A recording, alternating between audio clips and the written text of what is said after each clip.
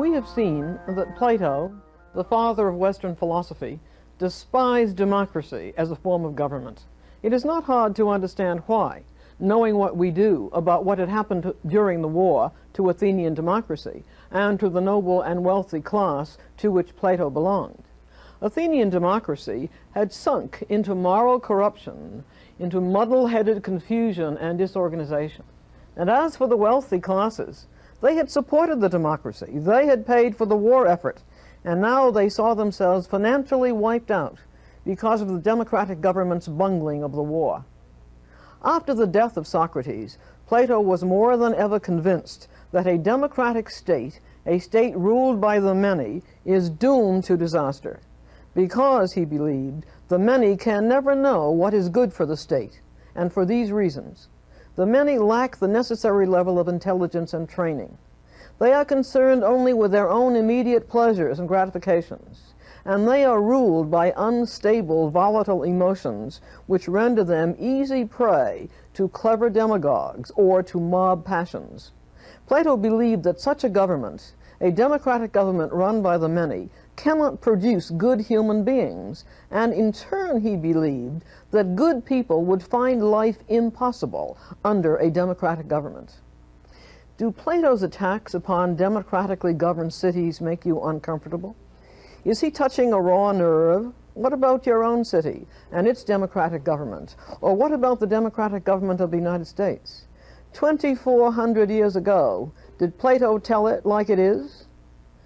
Having arrived at these conclusions about democracy, Plato withdrew from the public life of Athens. He saw that the real challenge was to philosophy, to provide a true definition of justice, a philosophy of a just and good society, and a theory of the best form of government for such a society. And so he came to pin his hopes on the possibility of a society governed by a philosopher king who would have knowledge of true justice and the best form of government.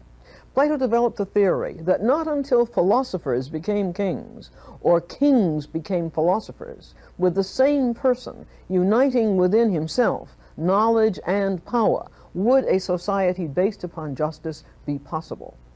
In order to accomplish this goal, Plato saw his own task as the development of a true philosophy and the education of potential philosopher kings in his academy. In pursuing these goals, Plato takes it to be his mission in life to carry on the philosophic work of Socrates. From the point of view of their respective personalities, this was a strange alliance. Plato, the aristocrat, quiet, reserved, aloof from the democratic scene at Athens, cold, a literary artist as well as a philosopher, using philosophy to serve the ideals of excellence of his social class. And on the other hand, Socrates, middle class in origin, gregarious, a mixer with all types and classes in the city, short and stocky of build, pudgy and ugly of face, with bulging eyes and broad nostrils. But his intellectual brilliance, his wit and good humor, were able, nevertheless, to win the love of any young man of Athens who happened to strike his homosexual fancy. All of Plato's philosophic writing was done in the form of dialogues, conversations, in which almost always the principal speaker is Socrates. These are the first philosophical dialogues of the Western world. So far as we know, Plato himself invented the dialogue as a literary form. Most of the dialogues use the philosophic method which Socrates invented, the Socratic method, sometimes called the method of dialectic, sometimes called the elenchus, which means boxing in. It is a form of seeking knowledge by question and answer. Socrates opens up a conversation with someone, and catching him off guard, puts a question to him about his work or his main interests. Usually it is a general question of the form, what is courage? What is piety? What is justice? This forces the respondent to answer with a definition. For example, justice is paying your debts. Socrates then proceeds to refute each definition by offering a counter-example designed to show that the definition which was offered is too narrow, too limited, or that it is biased or uninformed. You can see the Socratic method beautifully at work in Book 1 of the Republic. Socrates asks Cephalus, a wealthy and honorable old merchant. What is justice? Cephalus replies from the point of view of the ethics of a businessman. Justice is speaking the truth and paying one's debts. But Socrates replies with a counterexample. Sometimes paying one's debts may be unjust. For example, when you owe a friend a weapon, but since then he has become insane, would it not be unjust to return it to him? Cephalus agrees. His own definition is demolished. A new and larger definition must be constructed to cover this type of case. A definition must be able to cover all examples. A definition must state what all the cases, all the examples, instances, particulars have in common, as examples of courage or justice, etc. Socrates believed that by this Socratic method, in which each succeeding question corrects what was wrong with the previous definition, that finally a true definition could be coaxed out of anyone. He saw himself as a midwife helping with the birth of a baby, the true definition, coming out of the mind of the respondent. What was the philosophic significance of the Socratic method? For Socrates, definition is the foundation of knowledge and morality. Definition, which is what the Socratic method achieves, gives us the true and enduring meaning of our concepts, such as justice, man, courage. And these definitions give us as well true moral ideas or standards by which to live. Plato's primary intention as a philosopher was to find definitions for the following concepts. What is the best type of state? What kind of government is just? What is justice? These questions led him into more fundamental questions, such as what is knowledge? What is the nature of reality? What is the nature of the physical world? What is the highest good for human beings? What is virtue or right conduct? How then did Plato go about constructing his philosophy? Like all philosophers who came after him, he philosophized in response to what had been thought by philosophers in the past.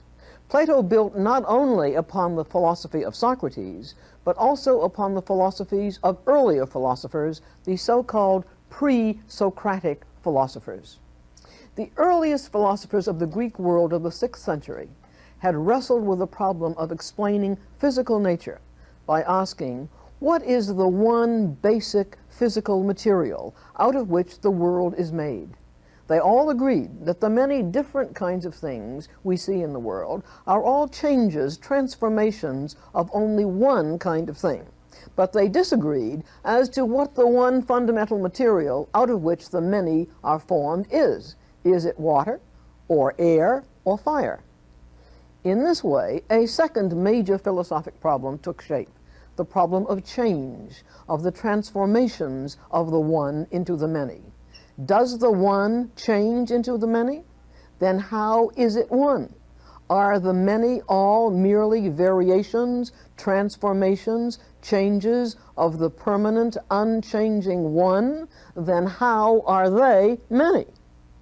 The two sides of this debate were carried on by two outstanding pre-Socratic philosophers, Heraclitus and Parmenides.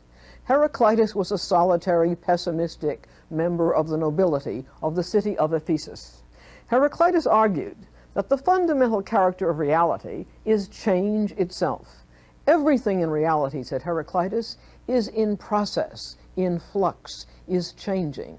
He wrote, one cannot step twice into the same river, since it is endlessly flowing, changing, moving with fresh waters.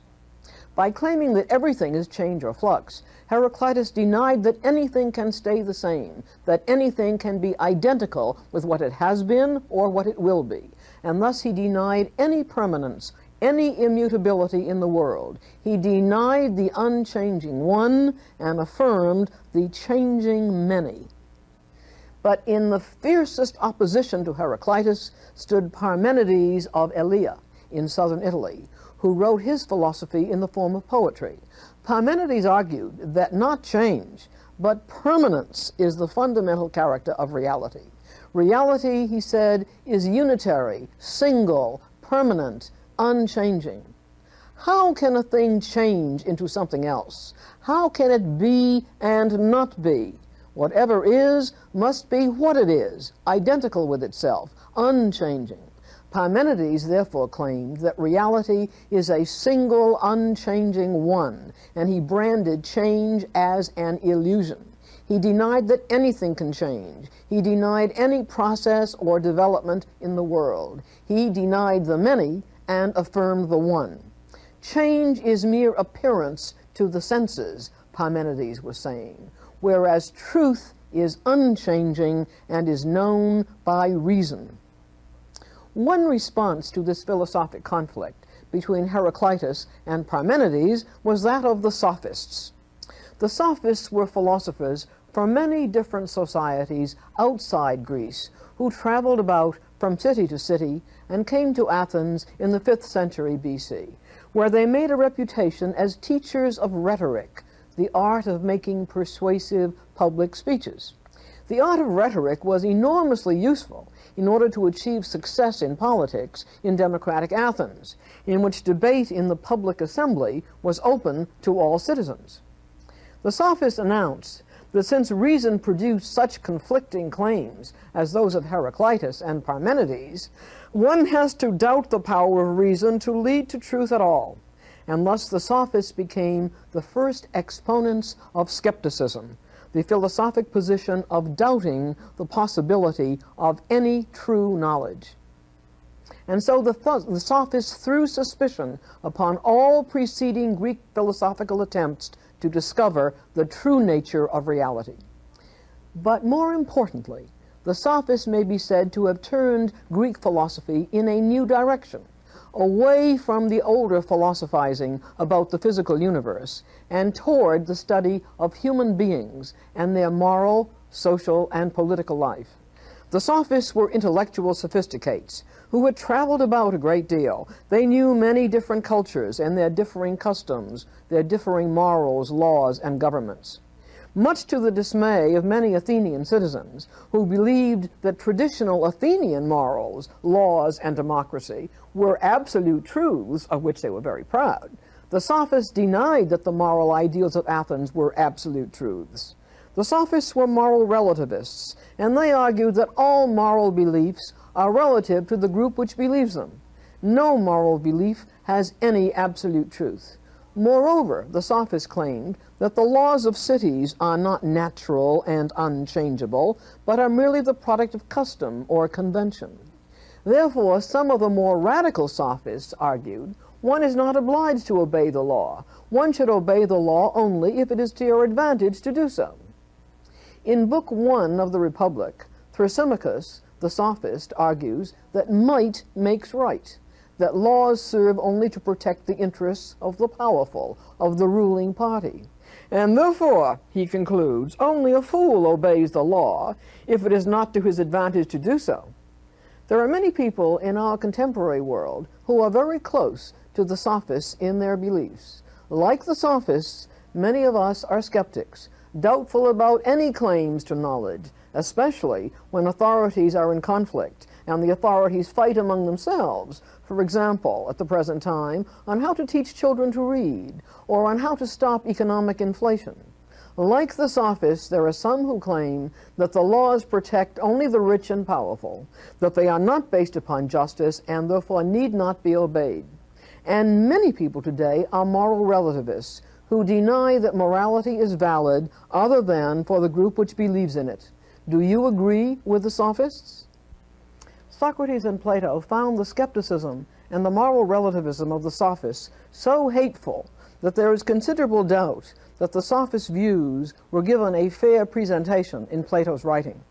The sophists' claims were in head-on collision with Socrates and Plato. Socrates and Plato defended reason and argued that reason does indeed provide true knowledge of reality and a true and absolute morality. How could the sophist skepticism and moral relativism be answered?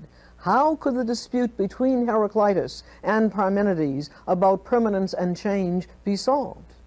The way in which Plato solves these problems is to identify what is true, what is legitimate in each conflicting philosophy, and to marshal the strengths of each philosophy into a single, unified, original philosophy of his own. Plato stands forth in the history of philosophy as one of the great synthesizers of the past conflicts of other philosophers. From his synthesis of many points of philosophic view comes the richness, the variety, the depth, and the scope of Plato's philosophy. The major line that Plato's synthesis takes is to show that Heraclitus and Parmenides were on the wrong track in supposing that one or the other, either flux or permanence, must be true of all of reality. Reality, says Plato, is not all of one piece, of one nature. Reality is not monistic, that is, characterized by a single unitary quality, such as flux. Reality, Plato urges, must be seen to be twofold, dualistic in its nature. Plato offers a dualistic metaphysics. Metaphysics is the name for that branch of philosophy which reflects upon the nature of fundamental reality and asks, what are the characteristics, what is the true nature of reality? Plato's metaphysics claims that there are indeed two kinds of reality: the reality of physical objects in space and time, which are objects of the senses, and which are in flux, growing, decaying, coming into being, going out of being, changing, as Heraclitus's river does. Heraclitus was right, but only about one kind of reality, not about all reality. But there is also another kind of reality, the reality of pure, true concepts, pure forms or essences, which are objects of thought, like a triangle, and which are not in space and time. The idea or essence of a triangle, which includes, for example, the property that its internal angles add up to 180 degrees, this is a universal and unchanging and immutable truth. There is, says Plato, a realm of eternally true ideas such as this, which reason can know. This is the truth about the permanent and unchanging reality that Parmenides was talking about, but it is true only of one kind of reality. There is Parmenides' world of universal and unchanging truth, which is knowable by reason. And there is also Heraclitus's world of flux and change, of things perceived by the senses. But Plato does not give equal value to these two kinds of reality. He has, in fact, little use for change, for the repetitious changes of the physical world, or for the fickle changes of public opinion. Like Parmenides and Socrates before him, Plato values another kind of reality, the permanent and unchanging reality of ideas which are absolutely true and definable by reason. But this knowledge is not available to the ordinary person, but only to those of superior intelligence and education, and only those who have this knowledge are fit to govern. Plato illustrates his dualistic theory of reality by his famous allegory of the cave at the beginning of Book 7 of the Republic. Now then, says Socrates, as he introduces the allegory, imagine mankind as living in an underground cave which has a wide entrance open to the light. Deep inside are human beings facing the inside wall of the cave, with their necks and legs chained so that they cannot move. They have never seen the light of day or the sun outside the cave. Behind the prisoners a fire burns, and between the fire and the prisoners there is a raised way on which a low wall has been built, such as is used in puppet shows, as a screen to conceal the people working the puppets. Along the raised way there walk people carrying all sorts of things, which they hold so that they project above the wall, statues of men, animals, trees. The prisoners, facing the inside wall, cannot see one another, nor the wall behind them on which the objects are being carried. All that they can see are shadows of the objects that are being cast on the wall of the cave. The prisoners live all their lives seeing only shadows of reality, and the voices they hear are only echoes from the wall. But the prisoners cling to their familiar shadows and to their passions and prejudices, and if they were freed and able to turn around and see the realities which produce the shadows, they would be blinded by the light of the fire, and they would become angry, and they would much prefer to go back to their shadow world. But if one of the prisoners were freed and turned around gradually to see in the light of the fire the cave, his fellow prisoners, and the roadway on which the objects are being carried, and then if he were dragged up and out of the cave into the light of the sun, he would then see the things of the world as they truly are, and finally he would see the sun itself. What would this person think now of the life in the cave, and what people back there in the cave know of reality or of morality? And if he were to descend back into the cave, would he not have great difficulty in getting used to the darkness, so that he could not compete any longer with those who had never left the cave? And would he not be subject to their ridicule and their scorn and even their physical attack? In all the history of Western thought, the allegory of the cave is the allegory most often cited and discussed. But what is an allegory? An allegory is a kind of story in which what is talked about is being compared to something else which is similar. But what that something else is left unstated. An allegory is accordingly defined as an incomplete simile. The reader must complete what is similar to the events described. What then is the allegory of the cave to be compared with?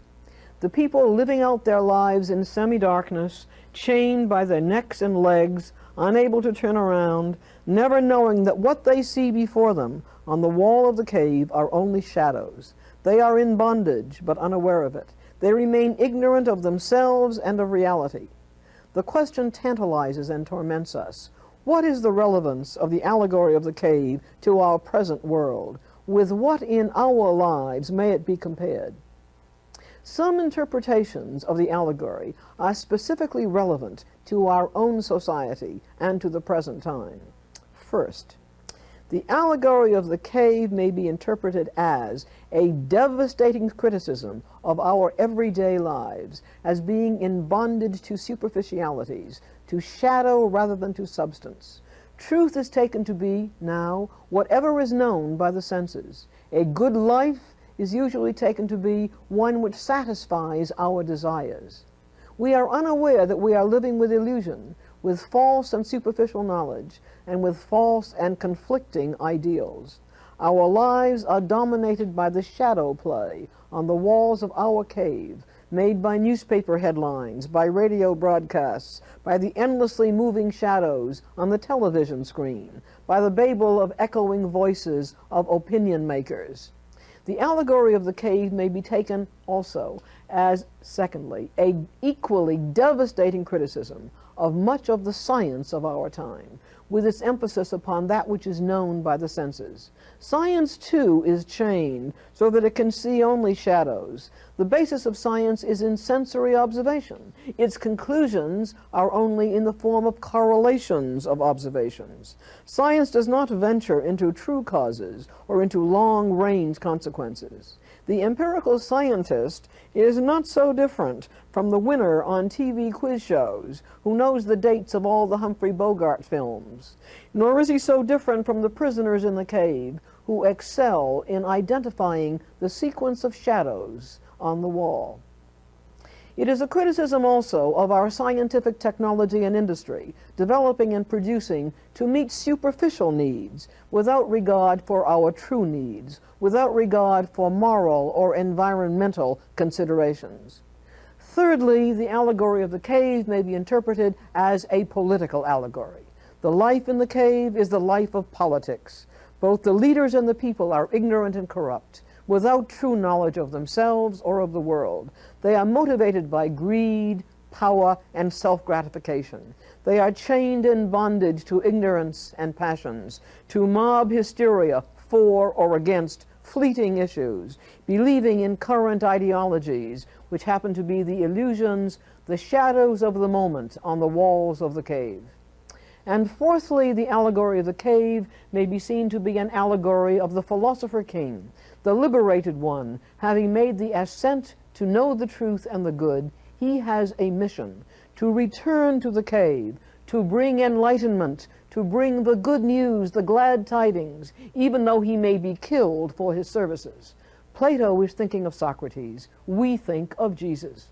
For Plato, those who have completed the ascent of the divided line of knowledge are thereby alone fitted to govern, to be the philosopher kings of society, to be its guardians.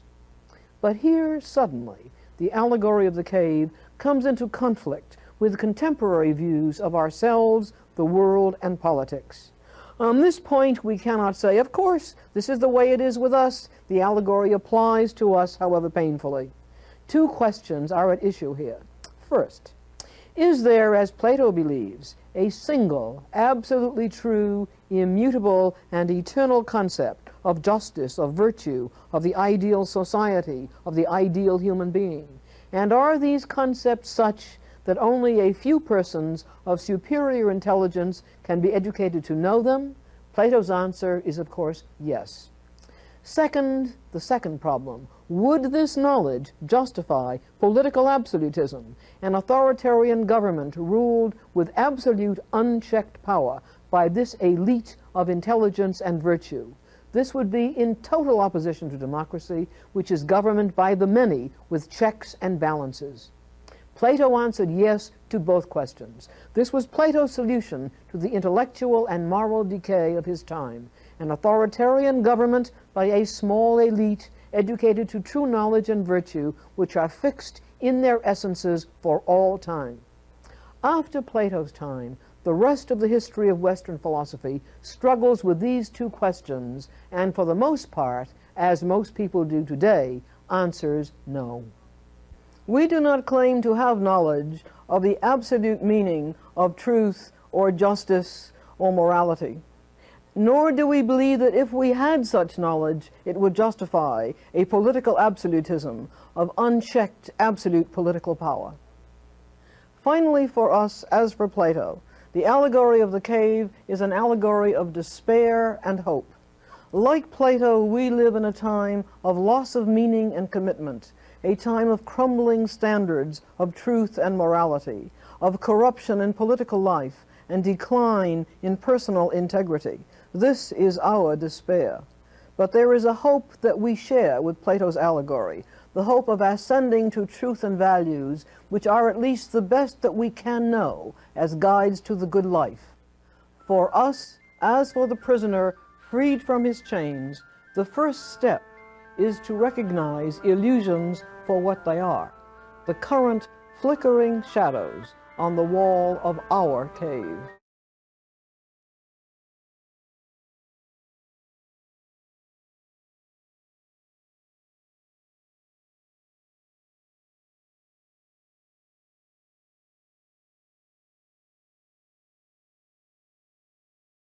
The allegory of the cave, of humanity being chained in darkness, knowing only shadows on the wall, wheeling and dealing, living out their lives in ignorance and corruption, has haunted the minds of the Western world for 2,000 years.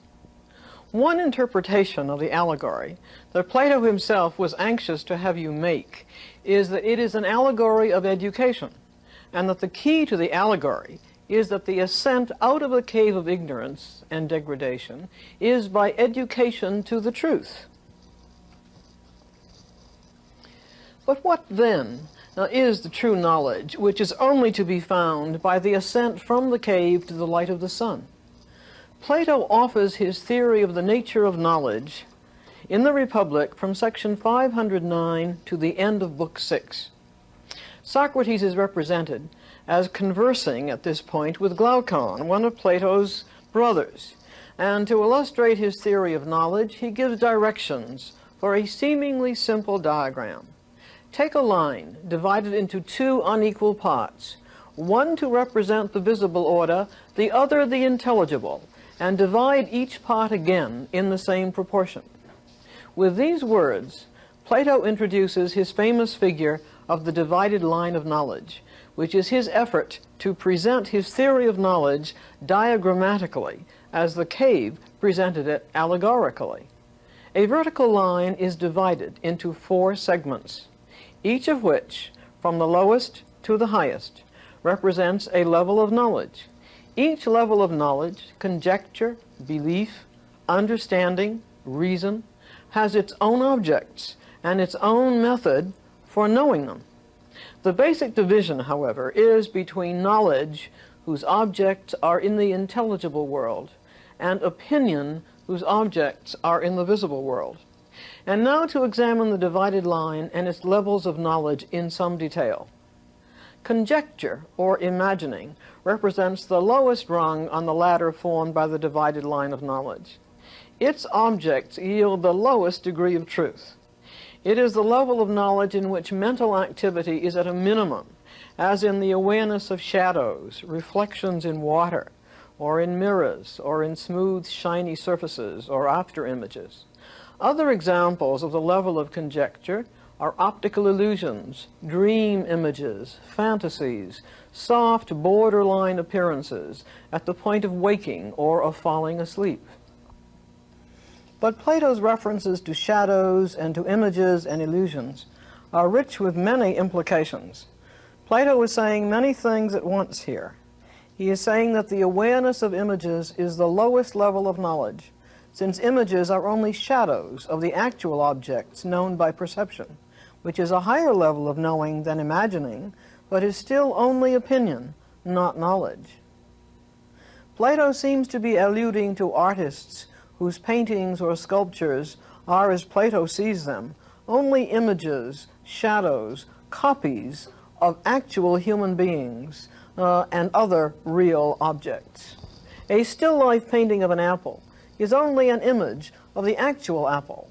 Painters, poets, sculptors, playwrights, whether of comedy or tragedy, are for Plato mere makers of images, fabricators of shadows and illusions, purveyors of make-believe, and Plato assigns them and their work to the lowliest level of the divided line of knowledge.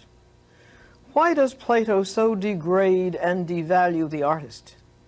Plato is suspicious of all forms of communication which use images, such as painting, poetry, plays, sculpture, since the masses in a democracy are easily influenced and controlled by persuasive imagery.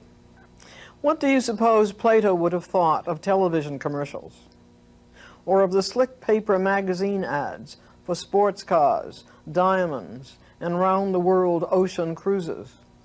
What would he have thought of our growing public relations industry, which is in the business of manufacturing images for its customers to present to the public? Plato also feared politicians as skillful image makers. He believed that the sophists, for their own political purposes, were teaching their clients a distorted image of the Athenian constitution, and thus they presented only a shadow, a blurred image of the actual constitution.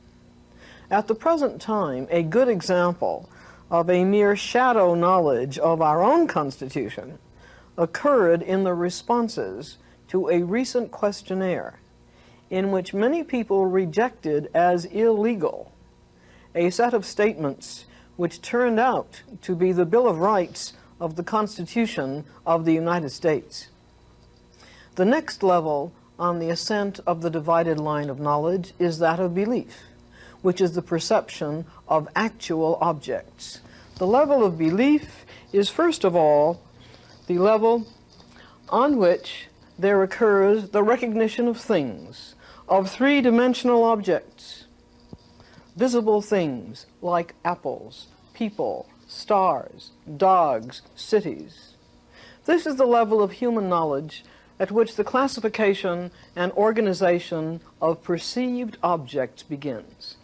The actual things recognized are grouped together or classified insofar as they are similar, as apples are classified as Macintosh, Baldwin, Delicious, Rome, Stamen, and so forth. But knowledge at the level of belief does not grasp the abstract concepts of the objects which are perceived, does not grasp the botanist concept of the apple, which identifies the unchanging characteristics of each species of apple. Belief, which has its source in the perception by the senses of actual objects, is thus insecure. It is not based upon abstract truths or principles which are unchanging, and which would give the farmer what the scientific botanist has: true knowledge on the basis of which he could rationally classify, predict, explain, and systematize what he knows. The point that Plato is trying to make us see is that perception of objects by the senses in the visible world can never give us true knowledge, and for two reasons.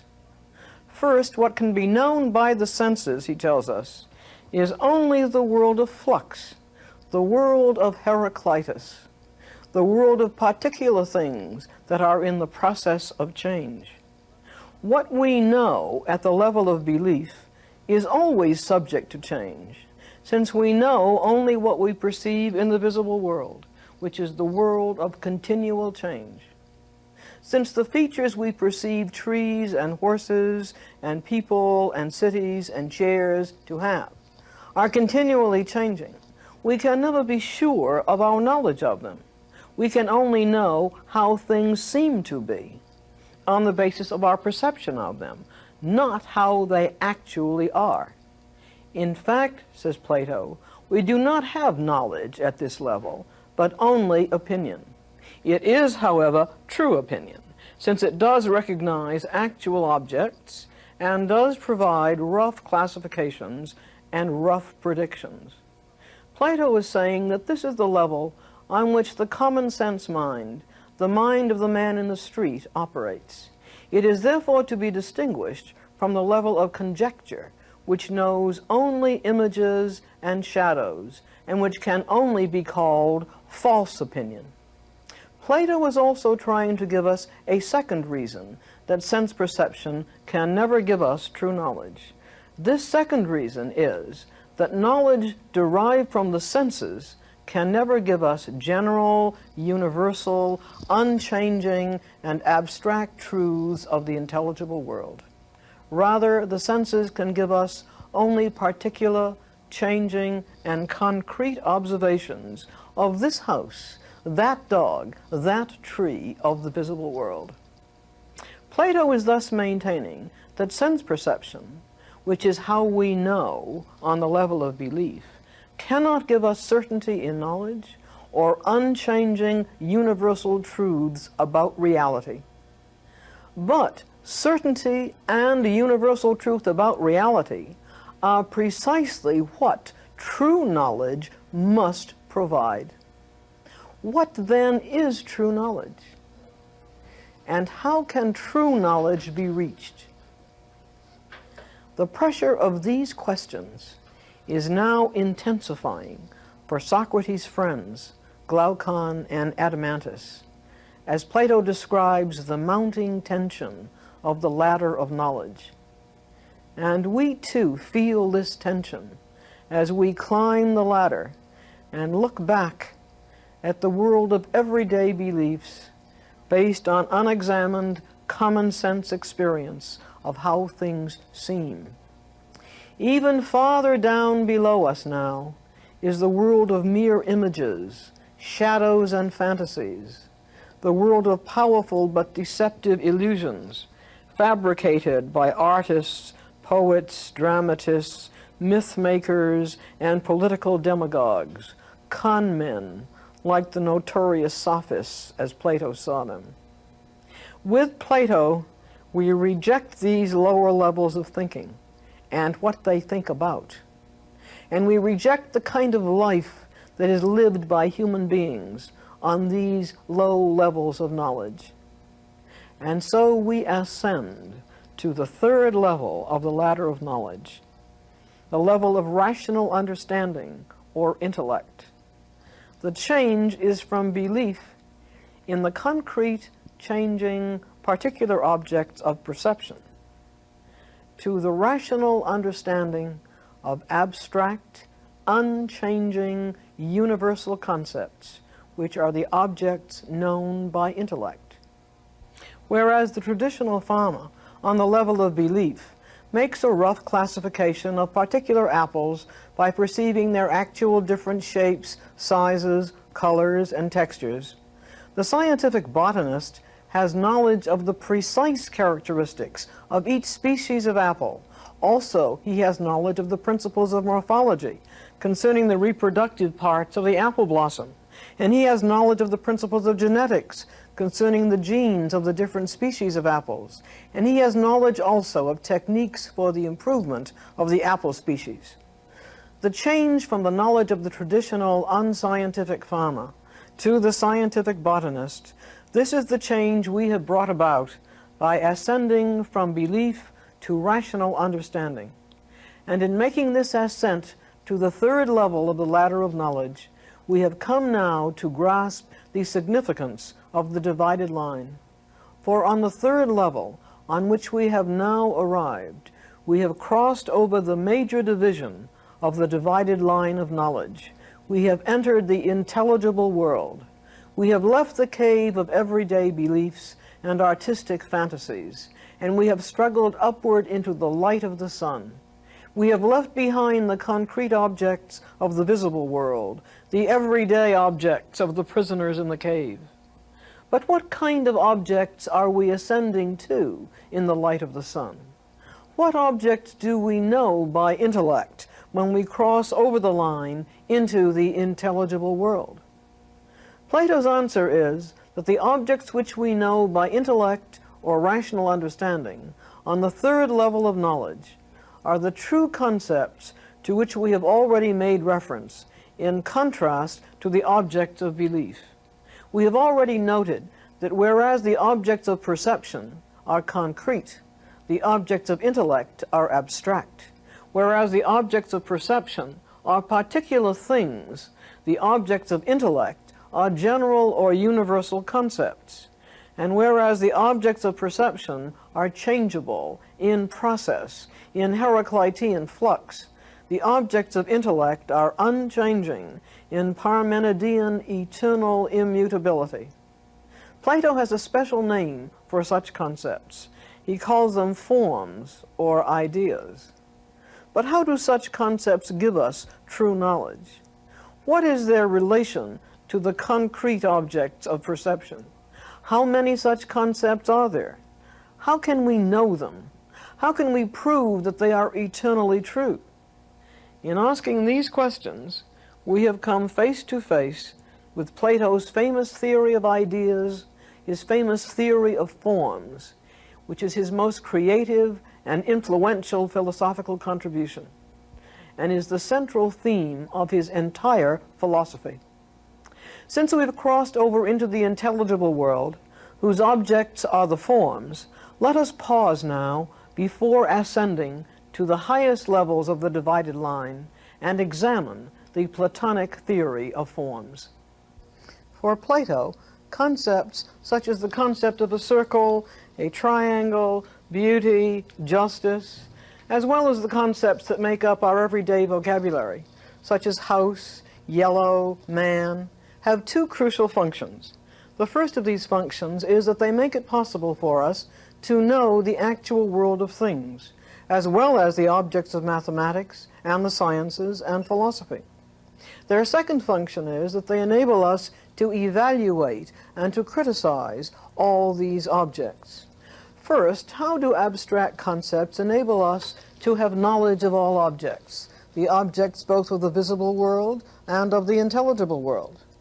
Plato's point is that to think or to communicate at all requires the use of concepts.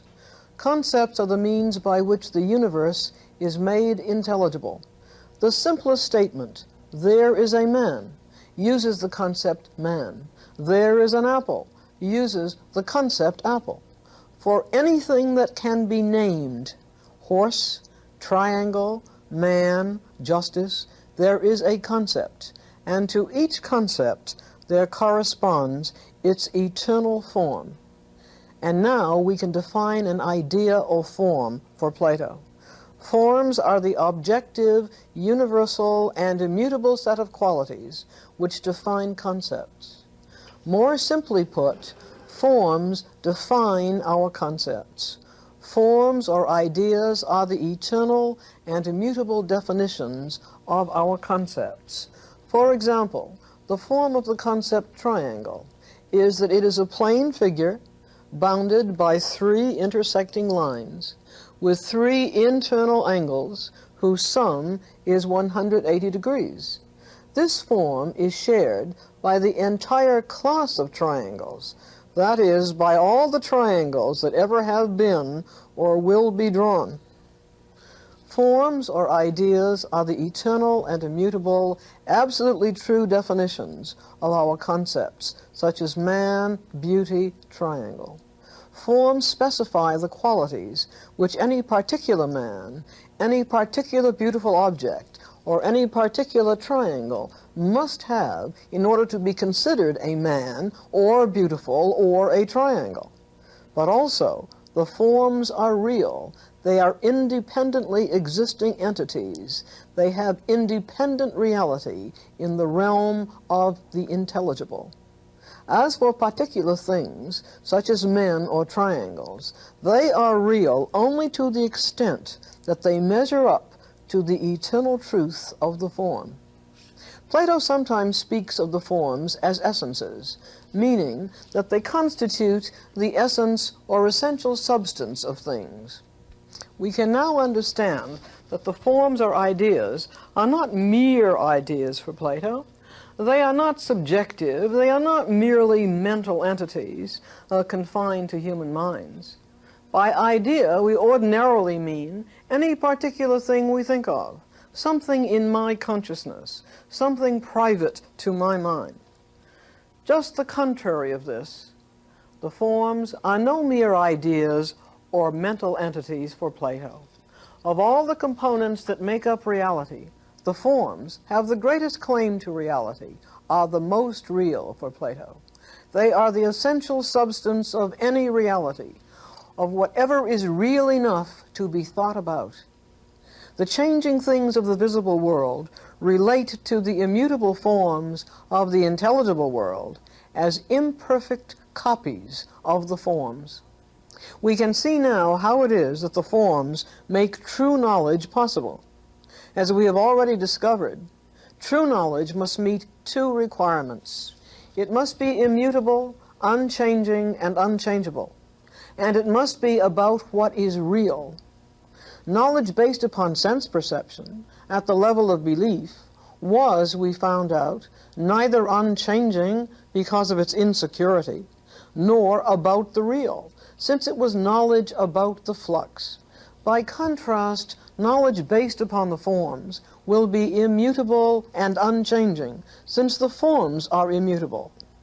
And knowledge based upon the forms will be knowledge of the real, since the forms constitute essential reality. And now briefly to examine the second function of the forms, that is, their evaluative and critical function. The pure and eternal forms define our concepts. By the same token, they establish standards or ideals by which to evaluate the world of things and flux. In the world of flux, things are always in a state of change. They are coming into existence or passing away.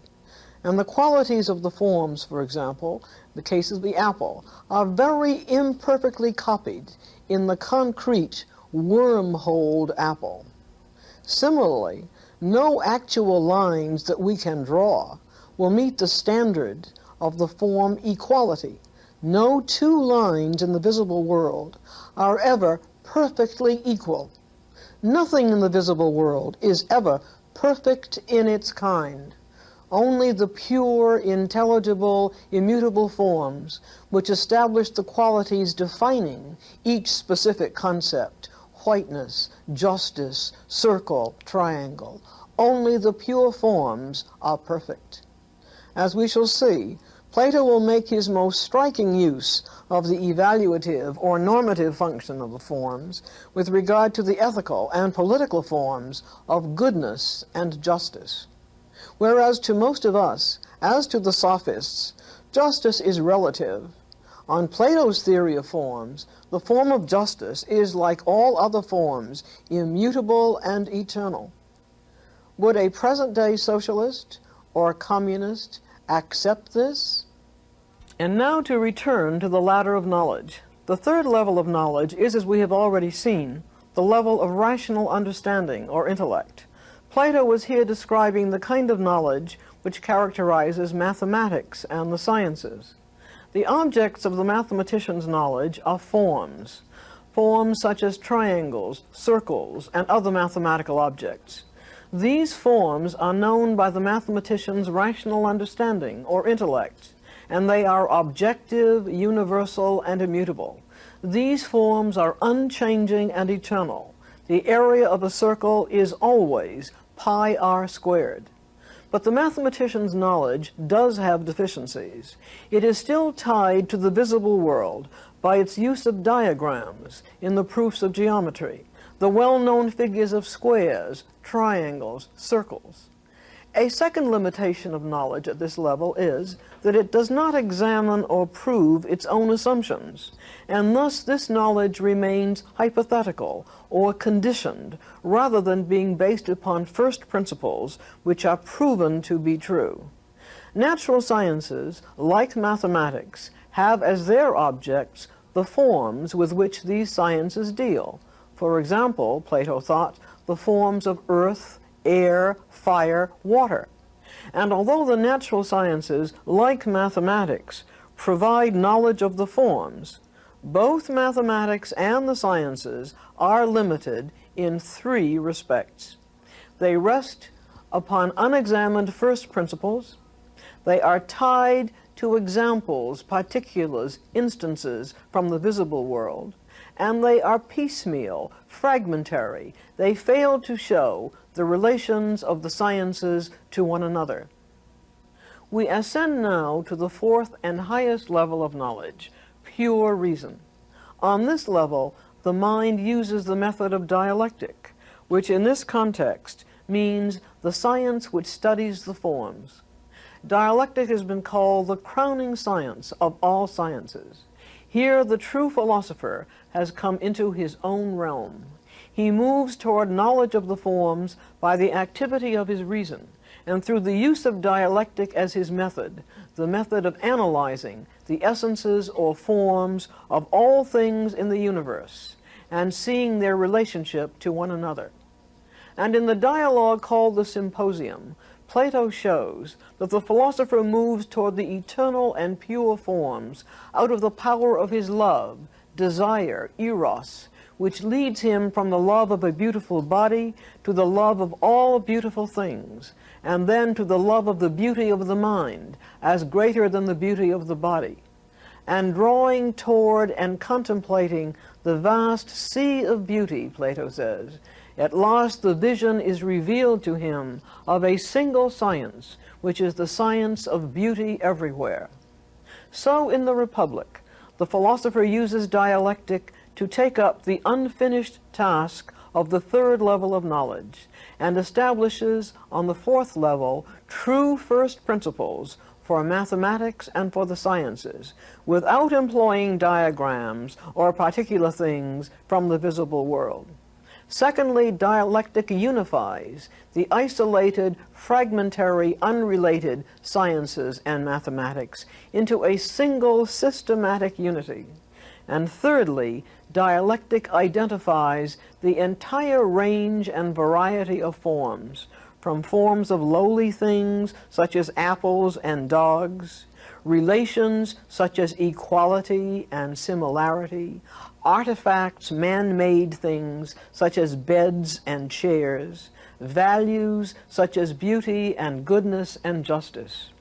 By the power of dialectic, the philosopher not only identifies all these forms and establishes their truth, but dialectic also organizes all the forms into a single, rational, structured order of truth and value.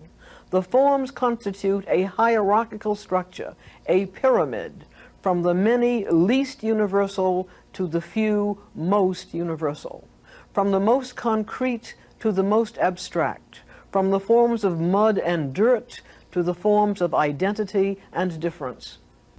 And finally, in the ascent to the truth, the philosopher, by the power of love of the good, transcends this rational pyramid, this ordered structure of the hierarchy of forms, and reaches the idea of the good. Plato compares the idea of the good to the sun, whose light makes the concrete things of the world visible, and so is the source of their life and growth and value. In the idea of the good, Plato has given expression to a vision of an absolute source of truth and goodness. The idea of the good is the source of the truth and value of all the other ideas or forms. The idea of the good is the source of the world's moral purpose. With the assent to the idea of the good, an absolute one of truth and goodness, Plato prepared the way for the Christian God. Like the God of Christianity, the idea of the good is the supreme value. It is the source of all value. The idea of the good is Plato's conception of the absolute, the perfect principle of all reality and of all value and of all truth. For 1,000 years, when Christians thought of God, they envisaged the ascent through the power of reason and the power of love to Plato's idea of the good.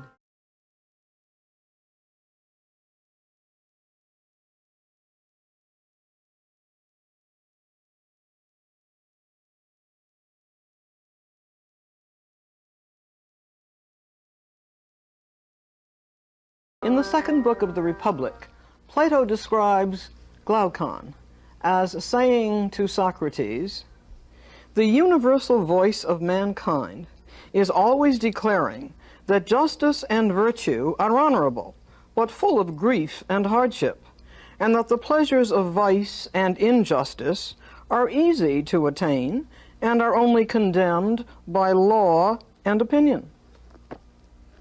That the just and righteous suffer, and the wicked prosper, is the age-old complaint of the human race."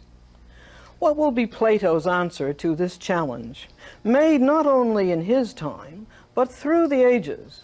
We know that he will rise to the defense of justice. But what does he mean by justice? And how good is his answer to the complaint that the life of the person who seeks to live by justice and virtue is rewarded by grief and hardship? His answer takes off from his theory of forms, his central theory, in which the world of true reality is the world of unchanging and indestructible forms, the world in which everything that can be named, everything for which there is a concept, is represented by its eternal form. The theory of forms refuted and rebuked the sophist skepticism about whether true knowledge is possible at all. In opposition to the sophist skepticism about the very possibility of knowledge, as we have seen, Plato pointed to the absolutely certain knowledge of the eternal forms, triangle, circle, angle, which is provided by geometry, a knowledge which is absolutely true and absolutely certain. The absolutely true and the perfect form corresponding to each of our concepts is knowable by training, according to Plato, and study on the topmost rungs of the ladder of knowledge. Plato also rejects the sophist's insistence that all standards of justice, morality, and beauty are merely relative to time, place, social group, or even to the individual. Thus, they argued, Spartans are committed to the standards of authoritarianism and militarism. Athenians are committed to the standards of democracy.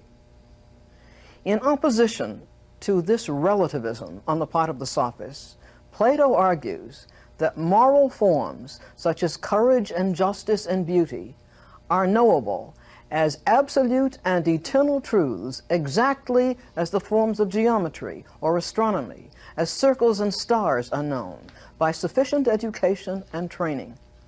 Plato argues that the form of justice is an absolute standard by which human beings and governments in the visible world may be judged. Notice what is at stake here. The sophists may again be seen to represent a position much more widely held in our own time than is the position held by Plato. The sophists are very close to the contemporary point of view, which is called cultural relativism. Cultural relativists argue that every society, every primitive tribe, and every advanced civilization must be seen to be unique, one of a kind, each an organic totality, having its own unique history, its own language, institutions, its own education, family, its own modes of production and trade, its own religion and philosophy. It follows then that no outside standards can be used to evaluate any society. No absolute or universal standards of what a culture ought to be like or ought not to be like can be applied. Then it also follows that no culture can be compared with any other with respect to their meeting standards of human rights, or of physical health, or mental health, or education, or the quality and amount of cruelty that is practiced within the society, or the satisfaction of felt human needs, or the degree of democratic participation in decisions which affect the individual. For the sophists and for present-day cultural relativists, there are no universal standards for any of these issues, and therefore no culture can be judged better or worse than another for its performance on any of them. Athens is therefore no better than Sparta, but only different, the product of a different set of circumstances. Each culture evolved in its own way, in its own region, and in its own time. This point of view is appealing for its tolerance of every kind of society. It is also appealing for not being judgmental, as some of its defenders like to say. But there are obvious drawbacks to cultural relativism. The principal drawback was writ large, as Plato would say, when the cultural relativists of the United States had to face the rise of Nazi Germany and the hideous cruelties of the work camps and the extermination camps in which millions of human beings were tortured and murdered.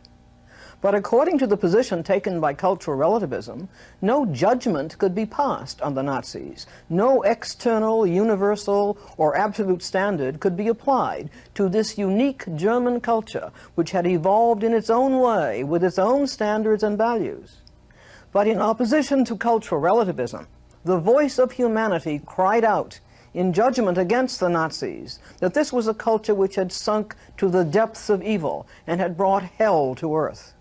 Over 2,000 years ago, Plato was attacking the sophists for being cultural relativists, for failing to recognize that human beings share universal human standards, such as that of justice and human rights, and that thus human beings have a moral responsibility to criticize, to judge, to speak out, wherever the universal and absolute standards of justice are denied or violated or withdrawn. Perhaps the case for Plato against the sophists looks good to you at this point. But let us now ask, what does Plato discover the form of justice to be? What is justice? This, of course, is the dynamic center of the entire dialogue, the entire Republic. The problem of justice, the truly just government, the just society. This was present to Plato's consciousness, as we have seen, from his earliest childhood, in an aristocratic family which had lost much of its status and power to the new democratic government of Athens. Was that justice? Again, the long war with Sparta had raised the question of justice as between democratic Athens and authoritarian Sparta. And now the last blow, the Athenian government's putting Socrates to death. Could this be endured as justice? Long before he wrote it down in the Republic, Plato was committed to rejecting democracy and to holding the view that not until democracy came to an end, not until philosophers became kings or kings became philosophers, would a society based upon justice be possible. But this leaves the question, what is the eternal and unchanging and absolutely true form or idea or essence of justice?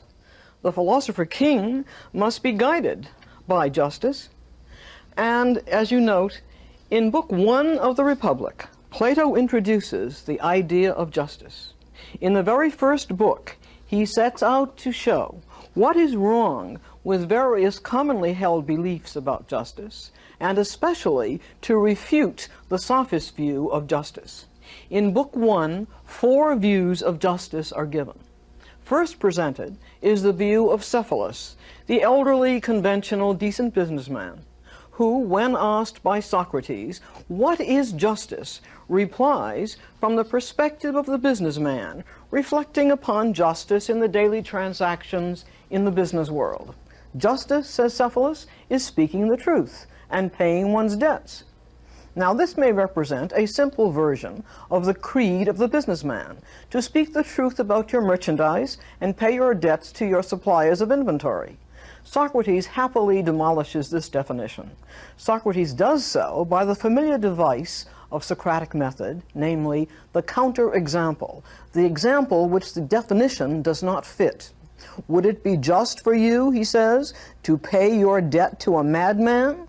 What if you owed him a weapon which he gave you at a previous time when he was sane? Would it be just, Socrates presses Cephalus, to tell the insane man where he could find his enemy in order to kill him with a weapon you repaid to him? Cephalus has been made a monkey of.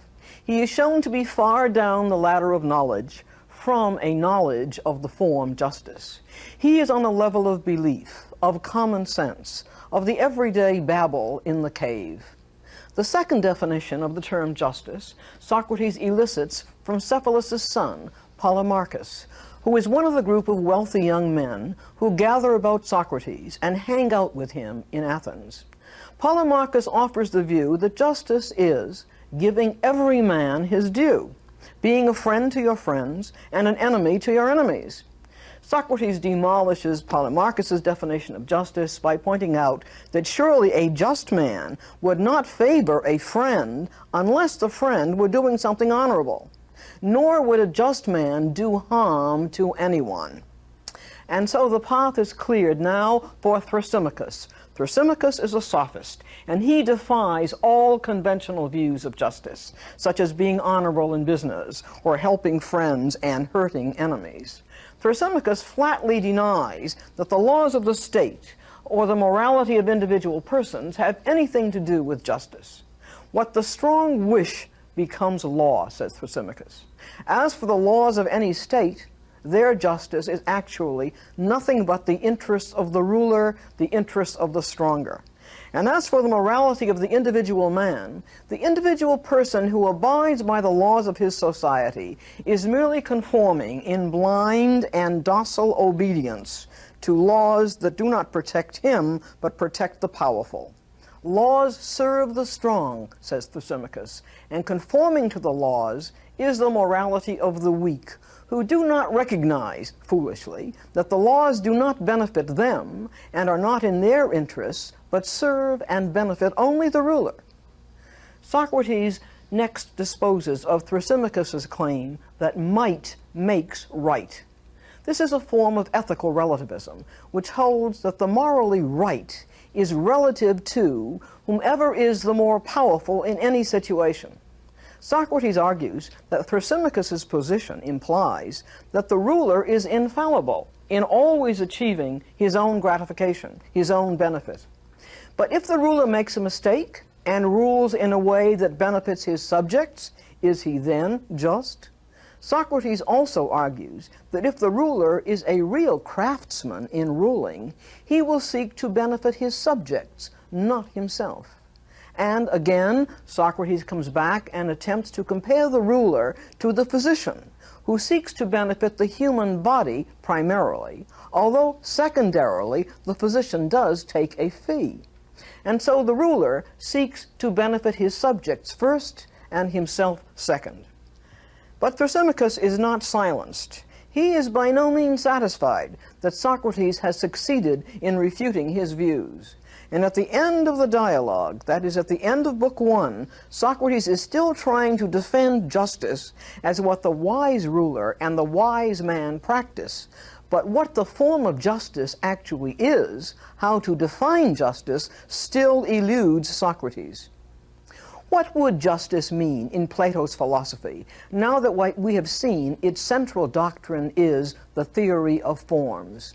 What Plato has offered us is a view in his theory of forms of all kinds of things, from the lowliest mud to the highest heavenly star.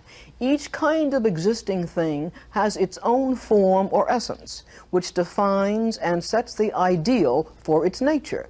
For Plato, any kind of being, a star, a dog, a man, is just or has virtue, is excellent, insofar as it functions according to its essence, according to the ideal set by its form or essence. In order to know what is just or virtuous or excellent or right for man, therefore, we must find out what is the essence, form, constitution, idea of man. And with the guidance of Plato, what we discover about the nature of human beings is that man, the form man, is not a simple form or simple essence, but is instead constituted by various elements in accordance with the various natural capacities and functions of a human being. The specific functions which man has, which distinguishes him from other living beings, is his power to use language and to reason.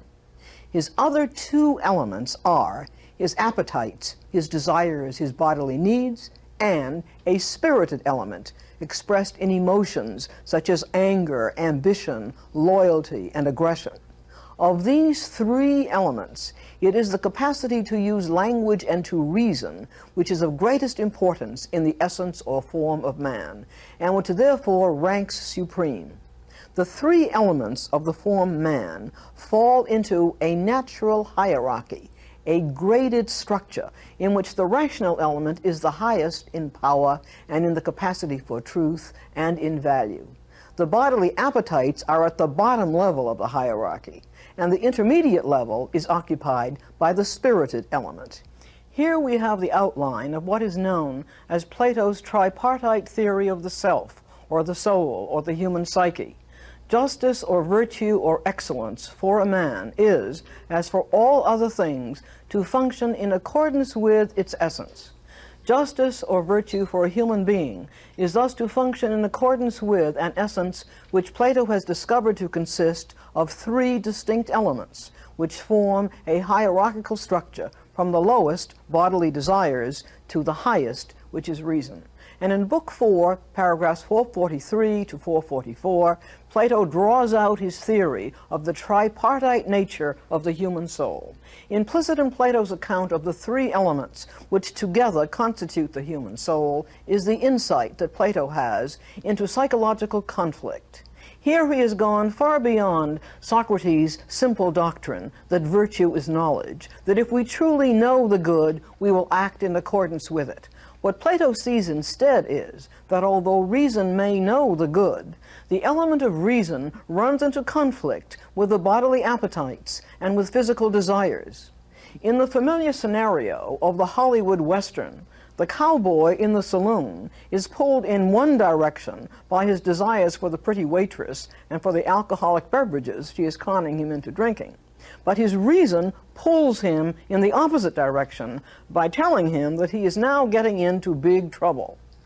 Since human beings have a tripartite soul, says Plato, the highest good for humans cannot be pleasure, since pleasure would be the result of satisfying only the bodily appetites, which constitute only one of the three elements of the soul.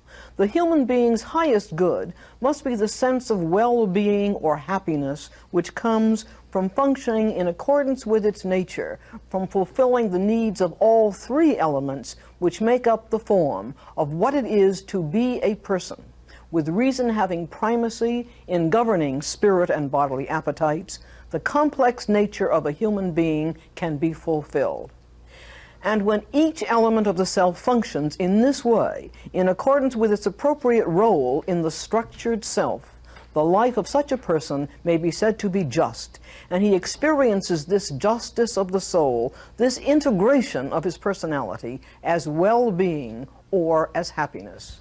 Morality, Plato is telling us, consists in knowing and maintaining the the harmony and balance between the rational and the irrational elements of the soul. This balance or harmony in the soul is the justice of the soul's morality or virtue or excellence, and its product is happiness. Plato thought of the self or soul not merely as a hierarchical order or structure, but as an organism as well. In a healthy, living organism, the parts are in harmonious interdependence. Each part has a function which serves the whole organism, and the various parts are in an ordered structure of importance to the life of the organism, with the heart and liver, for example, having essential functions which, for example, the appendix does not. The dysfunctions or malfunctions of any part of the organism have adverse effects upon the rest. So in the soul, the dysfunction or malfunction of any of the three elements will drain out of the soul its sense of well-being. For Plato, it is clear that neither a life devoted exclusively to bodily pleasures, nor a life devoted ascetically to the denial of any bodily pleasures would be functional. Moreover, Plato is very well aware of how much capacity there is in the human soul for ill health, for inner conflict and misery. If we take a closer look at the three elements of the soul, we find that the lowest element in the hierarchy of the soul consists of the bodily appetites such as hunger, thirst, and sex. Reason is the drive or need to analyze, explain, reach the truth of the forms, to know what is good for man and society, and ultimately to know the idea of the good itself, the ultimate source of all truth and goodness, and to guide one's life by this knowledge. But these two elements come into conflict, since human nature desires truth, but also struggles against it. While the irrational appetites pull us toward their gratification, reason acts as an inhibiting principle, as Plato tells us in paragraphs 434 to 436. The third and intermediate element, the high-spirited part of the self, consists of such emotions as anger, pride, aggression, and loyalty. This element serves as mediator between the other two. It is capable of acting on behalf of either reason or the appetites. The key to mental health and to morality or justice is the proper integration of these potentially conflicting parts of the self. The problems that reason has in mastering the appetites and the spirited element are illustrated unforgettably by Plato in another dialogue, the Phaedrus, in which he presents the figure of a man in a chariot, driving two horses. One horse is good, needs no touch of the whip, and is guided only by the charioteer's voice. The other horse is bad, uncontrollable by the whip, keeps trying to plunge off and run away. The charioteer, pulling at the two horses, each rushing in different directions, portrays the three conflicting elements of personality and their potential for producing disorder, extreme conflict, and finally breakdown. And in another section of the Republic, Plato compares the element of reason to a man, the spirited element to a lion, and the bodily appetites to a many-headed dragon. The problem, which Plato then states, is this: how to persuade the lion to help the man to keep the dragon of desire in check. In the just, moral, or sane personality, reason rules, and when it is thus fulfilling its function to master the other elements of the soul, reason exhibits its proper virtue, which is wisdom. In the same way, when the spirited element performs its aggressive and defensive functions within the limits set by the requirements of the soul, it exhibits its proper virtue, which is courage. One can be courageous in love, in war, in intellectual or athletic competition, and in all the great conditions of stress that occur to human beings. And finally, when the appetites perform their own functions appropriately, they exhibit their characteristic virtue, which is temperance, keeping within bounds, keeping the passions within limits. Although all human beings are constituted of these three elements, Humans vary according to which element is dominant in their personalities. Not all personalities are dominated by reason. There are three kinds of personalities, according to Plato. Each is dominated by a different element, the fulfillment of which is their goal, their purpose in life. There is, first of all, the type which is dominated by reason, the personality whose main desire is for knowledge and truth. Then there is the type dominated by the spirited element, who lives only for success or for public acclaim. And finally, there is the type of personality dominated by the appetites, who lives, says Plato, only for money. The most famous tripartite theory of personality to appear after Plato is that of Sigmund Freud, the founder of psychoanalysis, whose famous id, ego, and superego constitute, for him, the tripartite structure of personality. As with Plato, Freud's tripartite theory stresses the necessity of harmonious interdependence of the parts of the personality for the good of the whole. But on the other hand, Freud also stresses the potential for much conflict between the three elements. We may compare Freud's concept of the id, which is the seat of the sexual and aggressive drives or instincts, and which is also the seat of hunger, thirst, and other self-preservative instincts. We might compare Freud's id to Plato's bodily appetites. However, there are very basic differences between the two tripartite theories, some of which we may mention now. Freud demotes aggression, which is for Plato an aspect of the spirited element. Freud demotes aggression to being merely one of the drives or instincts, whereas Plato, on the other hand, had given aggression a more honorable status as a spirited element, thus revealing, on Plato's part, the importance of war and of aggression in the Greek world, and thus revealing the honorable status which Athenians gave to their warriors. Other big differences between the two tripartite theories of Plato and Freud are that Freud breaks reason into two parts, ego and superego. Freud gave to ego reason's functions of perception and intelligence.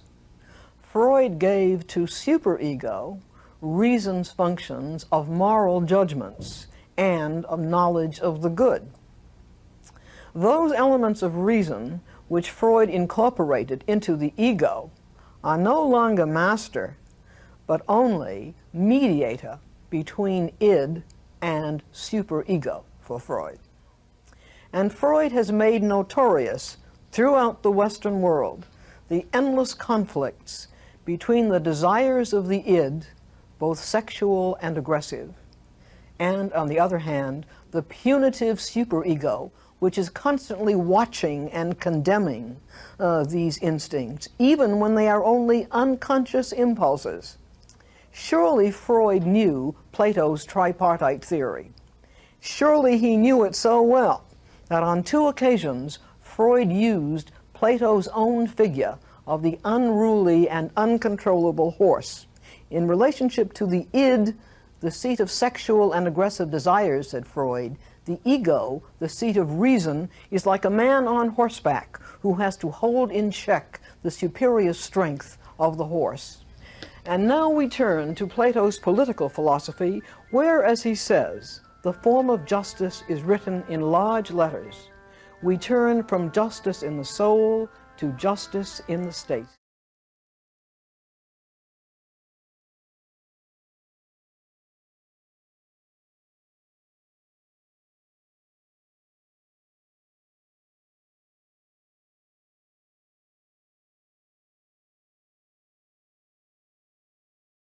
One of the most striking social phenomena of the recent past was the byproduct of a leading national magazine. Have you ever fantasized becoming a playboy or a playgirl luxuriating in resort hotels in the company of this month's centerfold sex symbol? Why not the playboy life, the hedonic life in which pleasure is pursued as the highest good, the life of pleasurable indulgences in food and drink and sex and drugs and sleep and all the titillations of the body that we can experience? Plato answers this question over and over again in subtly different ways. His point is always that pleasure is not the highest good for humans, because, says Plato, the highest good for anything, human or non-human, consists in fulfilling its own nature, in living up to its own nature, its own form or essence. And my nature as a human being does not consist only in my bodily appetites, but it consists also in the other two parts of the tripartite form of the self. My spirited element of aggressive, ambitious, courageous, self-assertive, and patriotic emotions and traits, and also in my rational element, my powers of speech and reason. My highest good, my moral good, requires that I fulfill all three parts of myself in accordance with their proper harmony or order. Their proper order is a hierarchy, with reason as the highest, most worthy element, the bodily elements the lowest, and the spirited traits intermediate between them. The just man, says Plato, does not allow the several elements in his soul to usurp one another's functions. Rather, Plato continues in a famous line, the just man sets his house in order, so that the bodily appetites do not take over the ruling position that reason should have. The good life, according to Plato, is the balanced life, and it delivers human happiness and a sense of well-being of the whole person. The body must be satisfied and be healthy, strong, and beautiful. Ambition, aggression, self-assertion, loyalty, the sense of honor, these spirited energies must drive the self to activity and achievement, but must be directed and controlled by reason. And finally, the good life, as Plato describes it, is sometimes called the life of reason. But Plato does not mean that the good life is that of the narrowly over-intellectualized person lacking in spirit and without a strong, healthy body. The good life is not the life of reason alone, but only of the dominance of reason. And thus to the question, why not live the life of pleasure? Plato answers with his own formulation of the Greek ideal of the development of human beings who are excellent in mind, body, and character. Western civilization has been in love for more than 2,000 years with the Greek ideal of the good life, and with Plato's version of the good life as the life of balanced fulfillment of our complex human nature, the life of reason, appetites, and spirit, the life of healthy, honorable, intelligent happiness under the sun, which is the symbol of the idea of the good, the perfect principle of truth and beauty and goodness. This, then, is Plato's moral philosophy, or his ethics. Moral philosophy or ethics may be defined as the branch of philosophy which studies the nature of good and evil, right and wrong, duty and obligation. Moral philosophy or ethics ask questions such as, is there a highest good, an absolute good for human beings? Or, as the sophists argued, are all goods relative to time and place, to history and to culture? Is the good knowable? Is the good rational, or is it merely the voice of the spirited and bodily passions? Is the highest moral good the achieving of happiness, or is it the performing of one's duty? We have seen that Plato does indeed affirm a highest good for man, and that it is absolute, eternal, and immutable, and it is knowable and rational. For Plato's ethics, for Plato's moral philosophy, what then is the highest good? For Plato, the highest good for human beings is the happiness or well-being which comes from the fulfillment of the three parts of the soul under the rule of reason. And for Plato's ethics, what then is virtue? Virtue, or the right conduct of life, is action which flows from knowledge of the tripartite soul, from knowledge of all the forms, and the idea of the good. Only the few have such knowledge, and they therefore should rightfully control the conduct of all the other members of society. And so the heart of Plato's view of virtue is still Socrates' original statement that virtue is knowledge. Plato tells us that if we want to see personal morality more clearly, we must turn to the state, where Plato says it is writ large for us to see. Problems of the state form the topic to which the Republic is principally dedicated, the problems of political philosophy.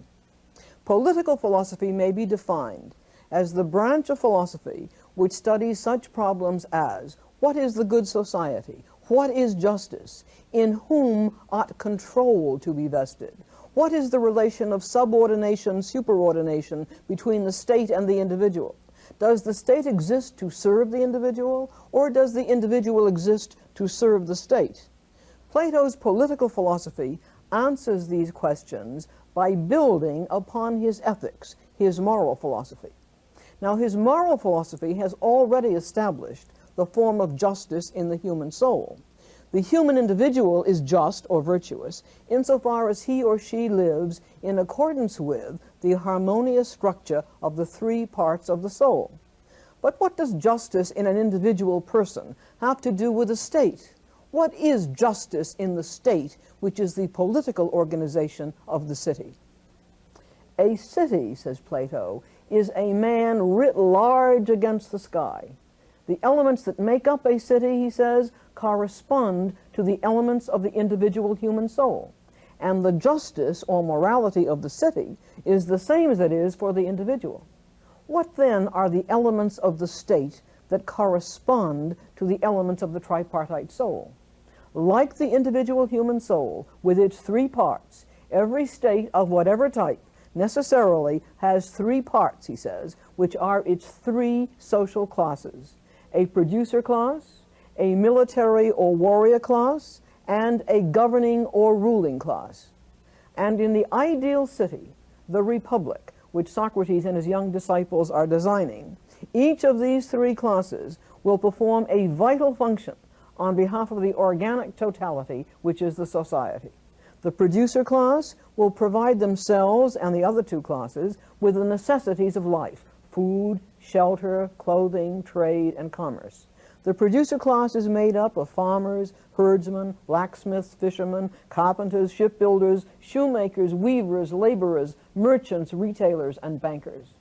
The producer class corresponds to the appetitive element, the element of appetites in the soul of the individual human being. As on the diagram you can see that the warrior, or the warrior class, which Plato also calls the auxiliaries, since they aid or supplement the work of the guardians, they correspond to the spirited element. And the rulers, sometimes called the guardians, correspond to the element of reason in the soul. The members of the producer class will be drawn from that type of person in whom the bodily appetites are dominant, and who live for money and what money can buy. The members of the ruling class will be drawn from that type of person in whom reason is dominant and who live only for truth. The warrior class will be drawn from that type of person in whom the spirited element is dominant and who lives for honor or for success in aggressive and courageous acts. Thus, each class in the state is parallel to a part of the soul and its function. The ruling class, dominated by reason, is at the top of the social order and directs and controls the two other classes. Strictly parallel to the justice of the soul is the justice of the state, in which each class performs its appropriate function harmoniously under the rule of the most rational. But why should the state be ruled by an elite group of the most rational? We who live in a democracy which traces its own roots back to Athenian democracy cannot help raising this question. Plato answers this question most forcefully in the dialogue called the Protagoras. When you are in ill health, says Plato, you go to the most competent medical specialist, to the best expertise you can find. You don't ask everyone you meet on the street for advice. You don't take a vote among as many people as possible as to what your illness is or what to do about it. Why then, with regard to problems of the health of the state, problems of the body politic, problems of the utmost political importance, should we consult the advice, he says, of the ignorant many. Plato's point is that governing a society is a skill that requires specialized and intensive training, far greater than that required for the training of a shipbuilder, a shoemaker, or a physician.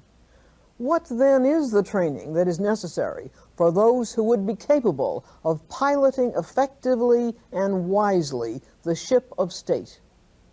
Plato's answer to this is his theory of the selection and education of the guardian or ruler class. How, first of all, are the members of the guardian class to be selected? Membership in the ruling class is by natural capacity of intelligence, by IQ, as we would say. Plato believed that heredity is the prime factor in intelligence, and that for the most part, the children of the most intelligent will also be of highest intelligence, and the children of those who have the natural capacity only to be shoemakers will, like their parents, have the natural capacity only to be shoemakers. But Plato was well aware of exceptions. Plato was very sensitive to problems of genetics, and therefore Plato decided that the ranks of the guardian class, the elite class of the intelligent, must be open to the children of all classes, and that throughout the Republic, in the early years of child development, all children in all classes must be kept under constant observation and testing in order to identify those children who are of sufficiently high intelligence to be trained for the guardian class. The selection of the guardians, then, is from all classes by natural intellectual capacity. And women as well as men, according to Plato, possess the natural capacity of intelligence to become members of the ruling class. Plato stands out in the history of Western philosophy as the first supporter, along with Socrates, of the intellectual equality of the sexes. Book 5 of the Republic has been hailed by the contemporary women's movement for its defense of the equality of the sexes. There is only one difference between men and women, Plato argues, and that is that males beget and women bear children. But this difference has no more to do with the capacity for functioning in the world or in the life of the city than the difference between being bald-headed or having hair. Women, like men, have the natural capacities which will fit some women for the ruler class, some women to be warriors and auxiliaries, some to be producers. Women in the Republic will therefore share in the life of all three classes. What a supporter of ERA Plato would have made. How then shall the philosopher kings be trained? Their training is by education and by the experience of service to the state. Education for those selected to be guardians begins as children with strictly censored music and literature for the mind and gymnastics for the strength and health of the body. In time they will then ascend on the divided line of knowledge to be trained in mathematics, astronomy, and other sciences whose objects are in the intelligible world. And by the age of 30, those who have successfully come through a series of competitive examinations and proven themselves to have the intelligence, the strength and balance of character, and the bodily vigor and stamina will have completed their education on the third level of the divided line. And now, for the last time, the group of candidates will again be weeded out, the ones remaining being eligible to advance now to the study of dialectic on the fourth and the highest level of knowledge, in which, by reason alone, the candidate for the guardian class will study and come to know the eternal truths which are the forms, each form in itself, and all in their interrelationships and totality. Finally, Plato says, the guardian attains at last to the absolute good by intellectual vision, and therein reaches the limit of the intellectual world. 5 years will be devoted to training in dialectic. At this point, when the candidates in training are now 35 years old, they will be sent down into the cave, says Plato, and compelled to hold any military or other post for which the young are qualified. The purpose of the return to the cave of political life from their years of study under the sun is to give them the experience of everyday politics and to see how well they handle various kinds of temptations. They will be required to spend 15 years in this probationary period. At the age of 50, those who have met this last test of intelligence and character will be admitted to the governing class. They will have become philosopher kings, with the responsibility of governing all the individuals in all classes, as well as their own lives, by the absolute truth and absolute good which they have learned through their long education in knowledge and virtue. What will their lives be like? Strenuously disciplined, sternly self-denying, yet totally inspired and dedicated to the task. Is there any training for rulership in our contemporary world like this, other than that within the Roman Catholic Church? Both the guardian class and the military class are forbidden by Plato to possess any private property or any money. They must live, men and women, like soldiers in barracks, with common meals and sleeping quarters. Their modest clothing and equipment will be provided by the producers.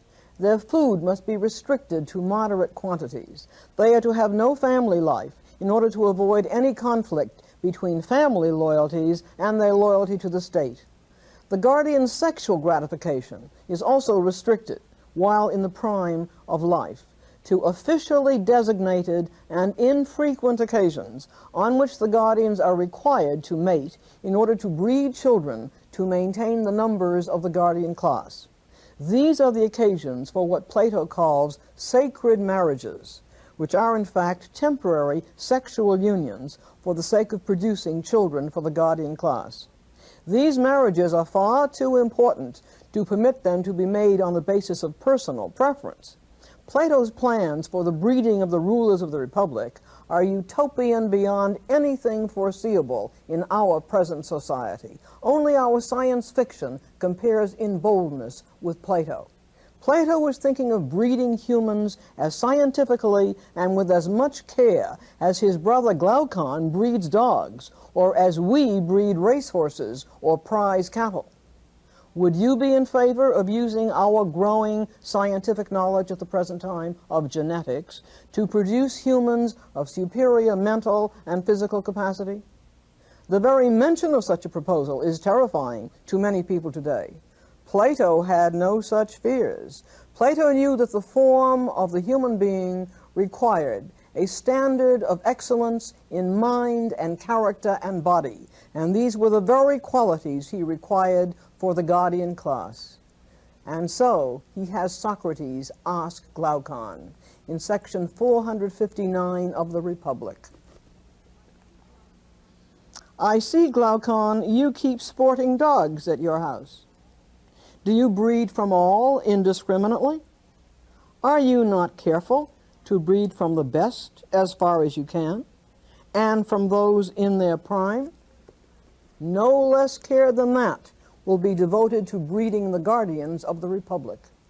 Who will mate with whom will be determined by the older guardians, and the best male guardians will be mated with the best female guardians. But the guardians will not know that their mates have been selected for them. To avoid their complaints, they will be told that the mating is by lottery. This is a lie, but it is what Plato calls a noble lie, a lie which is rationally justified for the good of the state. The children who will be born from these matings will be raised with exquisite care in a communal nursery.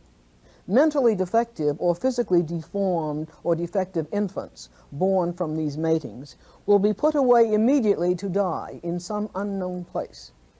Is your moral sensibility revolted by this aspect of ancient Greek attitudes toward human life? Or do you agree with Plato and with many people today that in these cases infanticide is moral and can be made humane? By contrast with the severe discipline under which the guardian class lives, how easy the life of the producer class appears. Except for governmental regulations imposed by the rulers, the lives of the producers follow the old familiar patterns. of home and property, family and children, work, rest, recreation, and the daily news. By nature, the producers love money and what money can buy. The many, says Plato in a famous phrase, love getting and spending.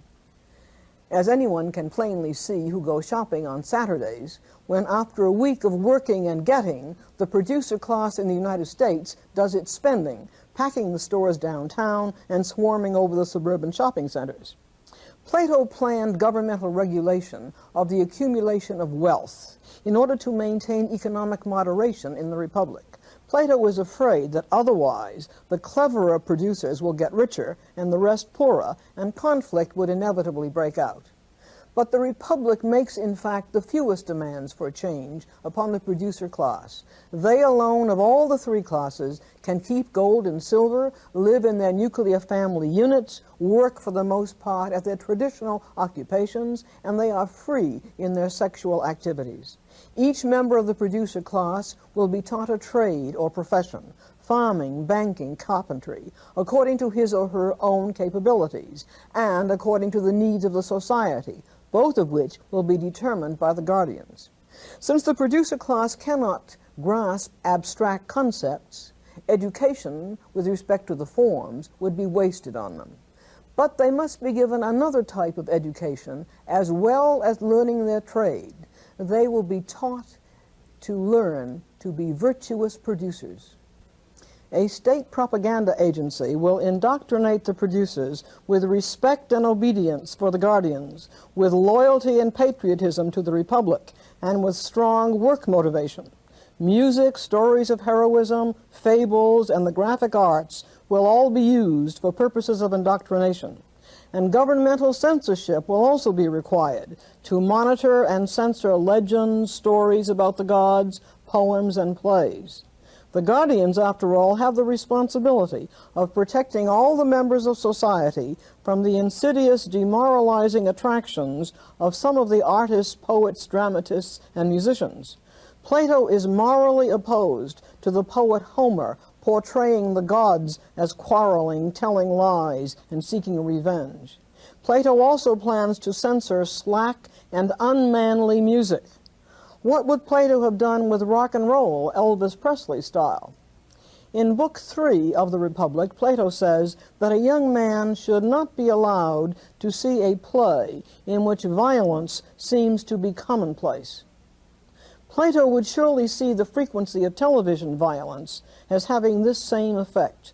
The nightly showing of violence sends a message to the audience that there is nothing surprising about violent assault or rape or homicide. In fact, it is quite commonplace, and so, in a sense, is acceptable. Would you agree?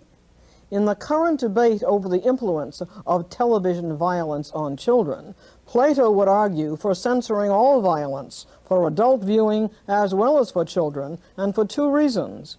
One, that the frequency of television makes it a commonplace, television violence makes it a commonplace and therefore somewhat acceptable. And two, the frequency of television violence is a stimulus to some to perform the same violent acts in their own lives. Critics of Plato's Republic have accused it of being anti-democratic, which of course it is. Others have accused it of being communist. Still others have called it fascist. Is Plato a totalitarian in his politics? Totalitarianism is a type of 20th century politics which cannot meaningfully be used to describe the politics of the ancient Greek city-state in the 5th century before Christ. But in his political philosophy, Plato is a political absolutist, advocating the subordination of the individual to the state and vesting absolute and unchecked power in an elite group. But there are certain resemblances between Plato's political absolutism and totalitarianism of the 20th century. Like totalitarian governments, right-wing and left-wing, fascist and communist, Plato rejected individualism and democracy and argued for the subordination of the individual to the supremacy and power of the state. Like totalitarian governments, Plato denied individual rights, civil liberties, due process of the law, and he advocated government by an elite group with unchecked power, with state censorship, thought control by propaganda, state control of the economy, the intrusion of the state into almost all areas of the private life. But Plato would have detested modern totalitarianism, just as he detested Thrasymachus's philosophy that might makes right. For Plato, there is only one justification for his regimented absolutistic state, that it is founded on true knowledge, on the eternally true essence of justice. Any other justification for government, Plato would condemn as illegitimate. Government justified by power, race, wealth, aristocratic birth, the glorification of a social class, as in communism, or the glorification of a particular leader, as in fascism. Since Plato viewed his ideal republic as having absolutely true knowledge of the essence of justice, of a good society, and of a good human being, he believed that his republic is entitled to absolute power and complete responsibility for making its citizens virtuous and for controlling the entire society. Aha, I hear you say. Isn't that what all absolutist governments and churches have always said? Our knowledge of the truth justifies our absolute control over everyone. There are two challenges which must be made to Plato's Republic and to any other absolutist politics. First, are there, as Plato claims, absolutely true and unchanging forms of justice, human nature, society, and the good? Do you think that Plato has proved this? Second, who guards the guardians? What is the guarantee that the rulers will not be corrupted by such absolute power? What provisions are made in the Republic for checking on the policies and activities of the guardians and for removing them from office if necessary? All the Western democracies have such safeguards against the abuse of power, but no absolutist church or state has such safeguards, and no totalitarian government has. Plato, as an absolutist, has failed us here. Despite these and other problems, the Republic of Plato stands forth for all time as the source of the rationalist tradition, the tradition of reason in Western civilization. Plato's Republic presents a philosophic vision of a realm of eternal truth and beauty and goodness above the flux of changing opinion. It is Plato's vision that through the human love of truth and through the power of human reason, we may yet come to know the true essences of all things and the idea of good itself, and with this knowledge, design and build an ideal society. This is the ancient and continuing promise of Plato's Republic.